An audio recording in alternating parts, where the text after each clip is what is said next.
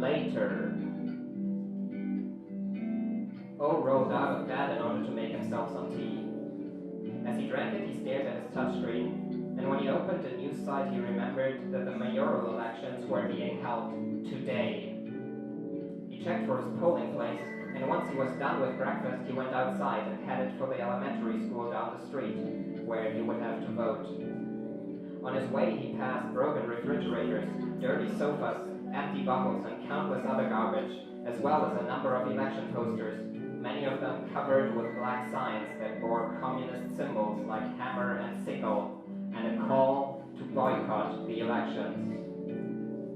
When he arrived at the school, he entered a small classroom where he showed his ID and got out 3 ballots, which he took into a booth, where he studied them carefully before making his cross.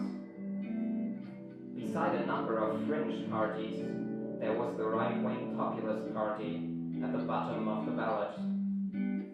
O briefly wondered whether the Pirate Party would be able to pass the 5% threshold to get into the parliament beside the iconic TV tower in the city center, or at least the 3% barrier to get into the district assembly.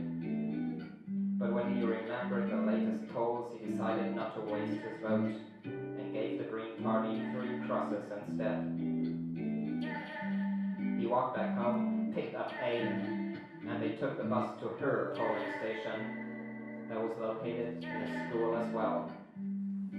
In theory, EU citizens were allowed to vote for the district assembly, but O remembered his friend Anne telling him he had not been able to vote in the last election. Even though he was Austrian, they had told him at the polling place that he was not on the list, and that he would probably have to register somewhere beforehand. But when A showed her Spanish passport to the polling clerk, the old woman went through a list of names, found her, and handed her 1 ballot instead of 3.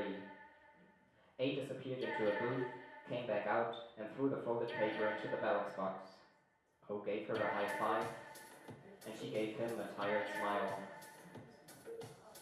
On their way back to the bus stop, she lamented how hungover she was, and so they parted ways, and she went home, while O took the subway to the park in the north, where he wanted to write poems for passers-by, like he did every Sunday.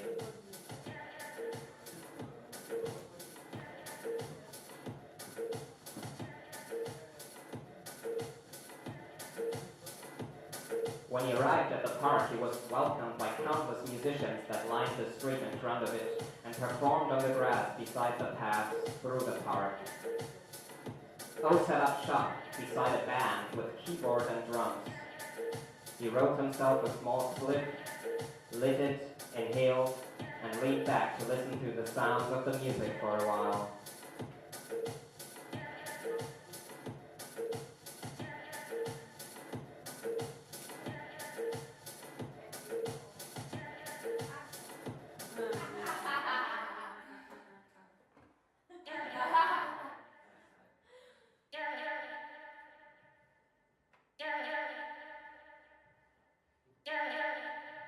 A young woman approached him, holding out a 10-euro note. My words are money, love, and energy. Okay, do you want change for that? O replied, and when she shook her head, he thanked her and got to work.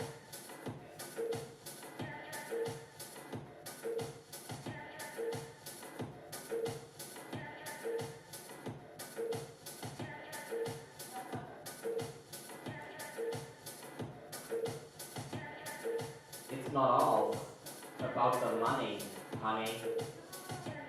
Don't put the mighty dollar above everything else, because love is more powerful than cash. You'll see. It gives you an energy that can't be bought.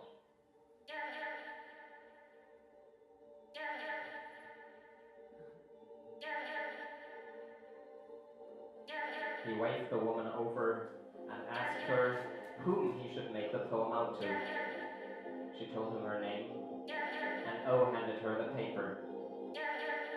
She read it together with her friends, and laughed. Thank you, it's great, she hollered over to him, and he replied, well, thank you.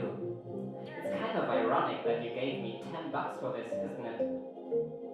She laughed again, nodded, and followed her friends down the path to another group of musicians that were jamming on large didgeridoos made of plastic pipes. Soon, O found himself surrounded by people that gave him words and money, and he lost himself in a writing frenzy, typing manically on his old metallic machine.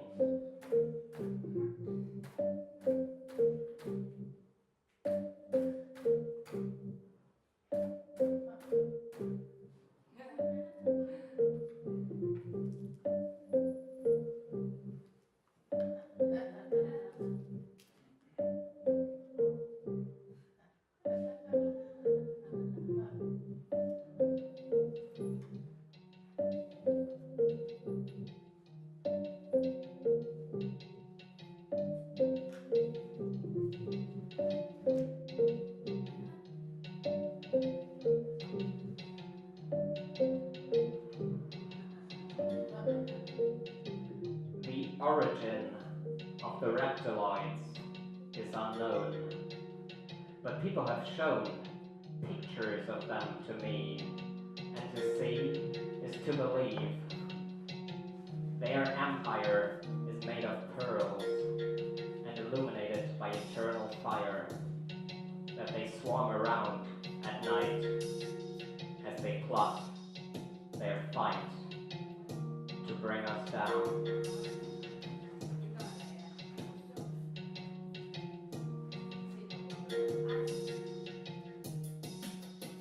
On the radio and on TV, you see many musicians who sing about nothing at all, simply lip sync to the words a ghostwriter composed behind their back, and they lack the soul that makes music feel whole.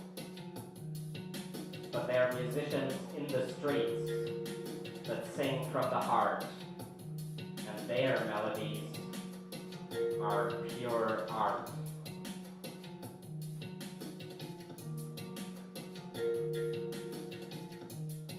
May you have the strength to fight for your right to freedom, the wisdom to put down your weapons when you've won, and the courage to pick them back up when you must.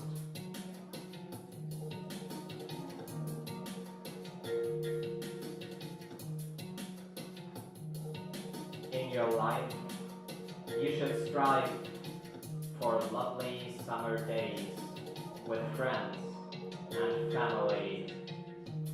May you see beauty, not misery, but if you do, it's your duty to do something against the suffering.